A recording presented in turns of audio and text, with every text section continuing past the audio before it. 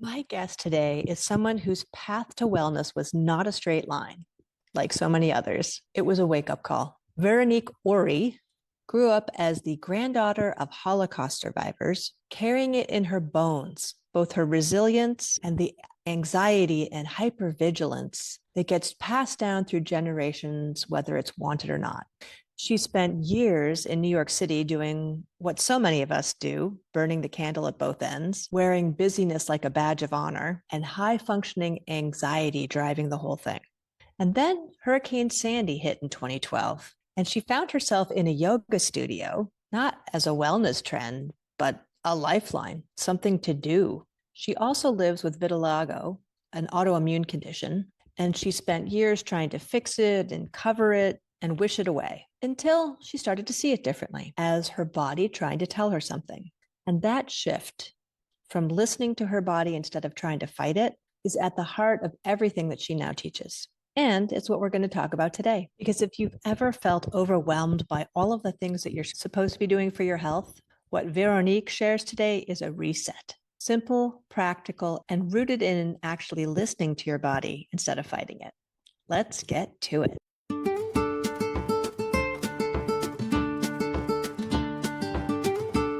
Tell us who you are and how you came to be doing the work that you're doing. Part of what I offer, which isn't overt, but when someone is coming with some hip pain or some neck pain, or they're feeling like their balance is challenged, there's a physical sensation that influences that, certainly. And there's also a very tremendous emotional aspect to that. Right? When I'm in conversation with clients, oftentimes there's things in their direct relationships at home, or maybe at work, or maybe it's their family of origin, or maybe it's something that they're not even consciously aware of. But I think what's so important to have these somatic practices to move through that, not to get stuck in it or to be feeling like, oh, I'm always working on this because all of this is so heavy, but rather there is so much resilience, and how phenomenal it is that we get to have a body, to have this human experience, to feel it. There's this fallacy of, oh, I feel pain. No, that's bad. Like, I don't want to feel that.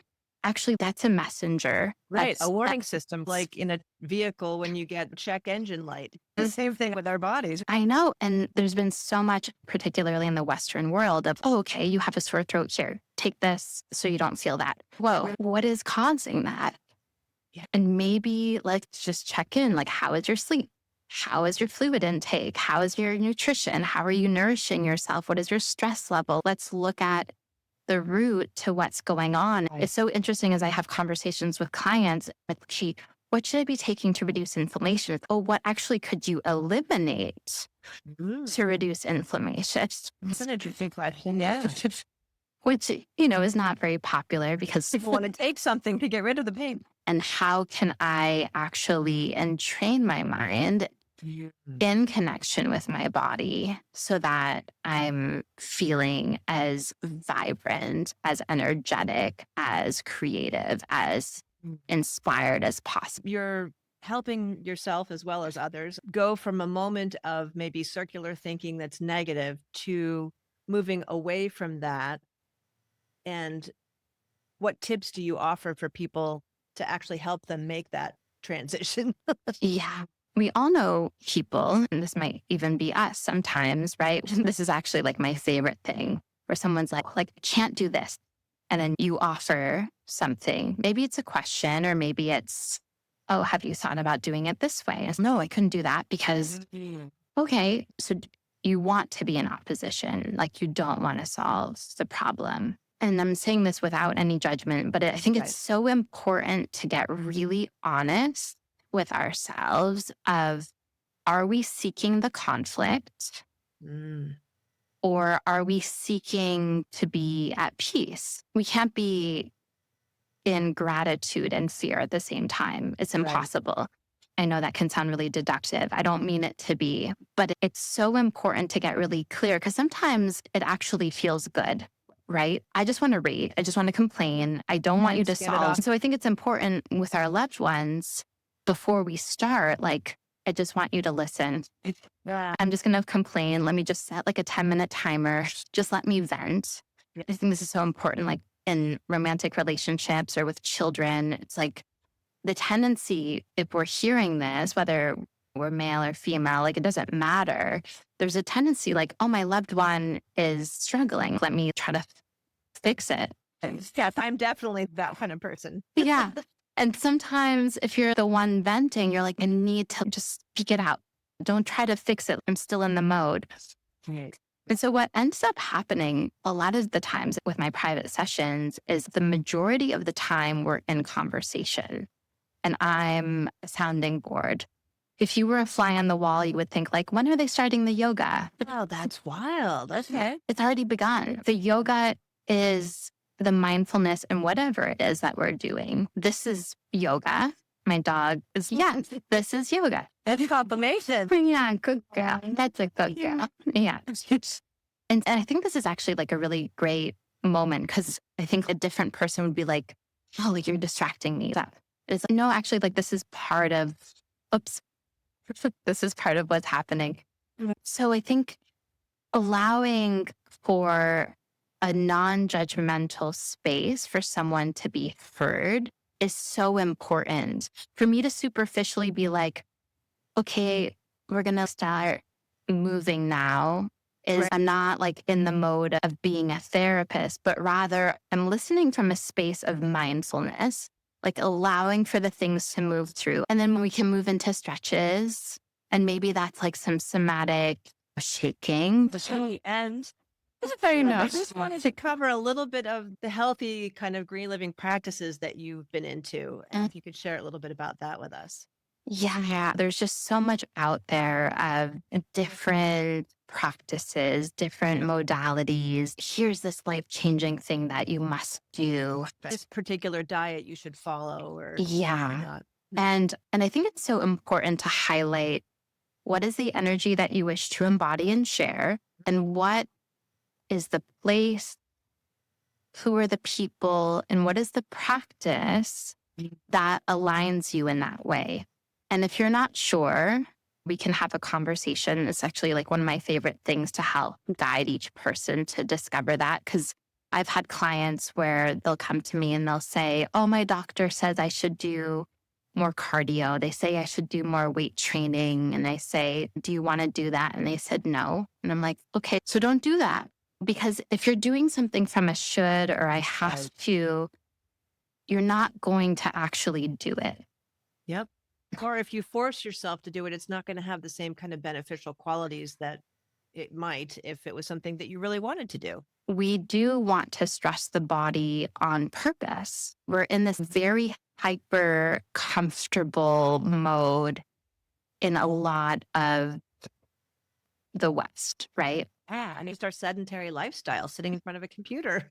So it's like, how can we stress our body intelligently and practice coming back to homeostasis in a way that feels nourishing?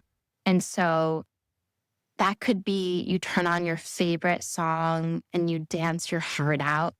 It could be while you're folding laundry, you're stretching your hips, or you're swaying your shoulders. While you're brushing your teeth, you lift a foot, you practice your balance. There's creative way where you can like pepper in these longevity practices, something that I'm really passionate about. It's what are your joints doing the majority of the day? And so how do we counter that in the in-between? So if you're sitting in a chair most of the day, or if you're standing most of the day, whatever it is, try to do stretches that counter that. And if you don't know how to do that intuitively, you can just think, what are my joints doing? So for example, if you're sitting in a chair, your hips are in flexion, your knees are in flexion, right? There's a bend. Yep. And so it might make sense to lay down either on your back or on your belly, however you're more comfortable. and stretch that out. I often get, oh, how often should I do that? And how many days a week? I think 5 minutes every day is better than 1 hour once a week, personally. I agree. I really love doing it first thing in the morning. This is like very influenced from my mom. Just do what you need to do, because if you're needing to do it later, like you'll probably be too tired, or, other things will come in the way. So if you feel like you're in a season where you don't have the time, you're really stretched. For example, like listening to podcasts, like I love the habit stacking of taking us for a walk. Like you could be in nature while you're listening. You could be laying down on the floor and stretching while you're listening. Yeah.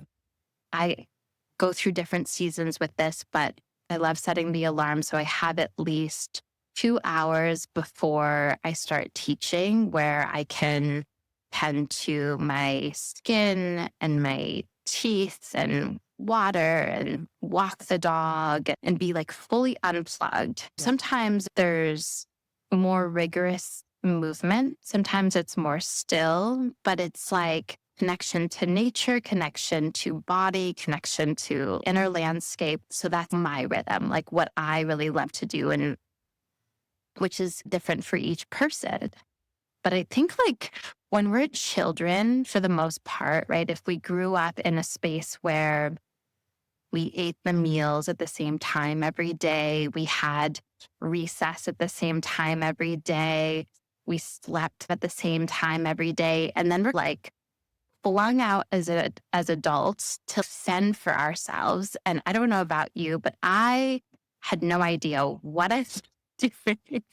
I was like the most unhealthy vegetarian from age 14 to 28. And I just ate carbs and processed foods and like barely slept and was just completely dysregulated. But I had no idea, because I was just like, no, like I'm just really busy. So you can't know that until you know that. What I find interesting too is 28 is the age where our brains have fully formed. Until that age, people don't always make the best decisions, not that they do after that necessarily, Yeah. but there's something about the age of 28 as far as the brain being fully formed. And so I think that's so interesting that that ended for you at 28 and that then you did something different.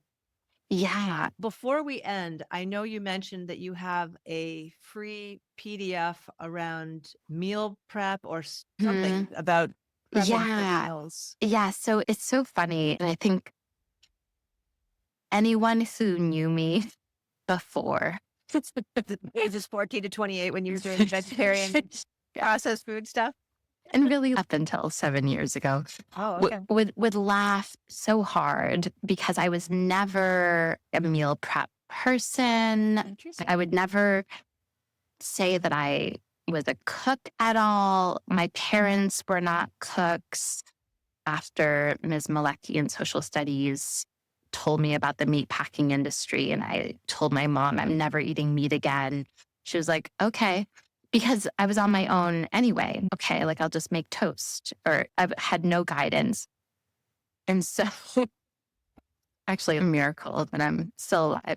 And but what's so interesting is Dr. Terry Walls talks about how she became vegetarian at 14 also, and how she has a theory that led to her having MS, that there's a malnutrition when you're at that age that can contribute to autoimmune disease, which is so interesting. I ended up having an autoimmune disease also.